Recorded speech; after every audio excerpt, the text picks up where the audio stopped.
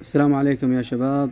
اليوم عندنا عشبة مفيدة للي يعانون من السعال والالتهابات والديدان المعوية والملاريا، وتعد مضاد للميكروبات ومضاد للفطريات، وتعمل أيضا على تخفيف اضطرابات النوم والأرق والصرع والاكتئاب.